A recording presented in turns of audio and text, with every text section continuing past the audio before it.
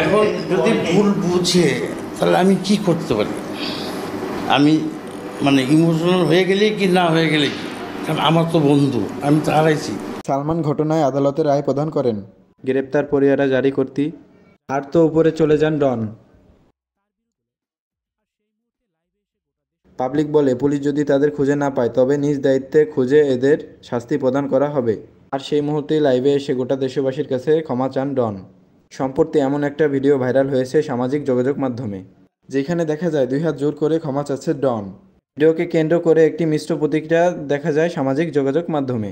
কিন্তু ডন তো আগেও বলেছিলেন তিনি সালমান শাহর এই ব্যাপারে জড়িত নয়, সেক্ষেত্রে তার আত্মসমর্পণ করতে কোনো ভয় নেই। তিনি 2-1 দিনের ভিতরেই আত্মসমর্পণ করবেন, তবে তার 2 দিন এখন পর্যন্ত শেষ হয় না। এমনকি তার লুকিয়ে থাকা অবস্থানও এখনও সমাপ্ত করতে পারেনি পুলিশ। তারা বলছেন লোকেশন ট্র্যাকিংয়ে দেখা যাচ্ছে ডন এবং সামিরা বারে বারে তাদের স্থান পরিবর্তন করছে, যার ফলে তাদের নির্দিষ্ট কোনো জায়গায় ধরা যাচ্ছে না। এক কথায় চোর পুলিশ খেলছেন সালমান হত্যার এই 2 আসামি। ডন বলছে সালমান তার কলিজার বন্ধু ছিল, কিন্তু তার পরিবার থেকে জানা যায় ডন ছিলেন সালমানের কেয়ারটেকার। একটা কাজ পেতে গাহাত মেসেজ করে দিত ডন, এবং সুযোগ মতো সামিরাকে প্রেমের ফাঁদে ফেলিয়ে সালমান শাহকে হত্যা করে। সে যদি বন্ধুই হতো তবে কেন সালমান শাহ জানা যায় তাকে দেখা যায়নি, আর তাকে কেন আত্মহত্যা বলে চালিয়ে নেওয়ার চেষ্টা করলো? নিজেকে আড়াল করার পর এখনও প্রকাশ্যে আসেনি ডন।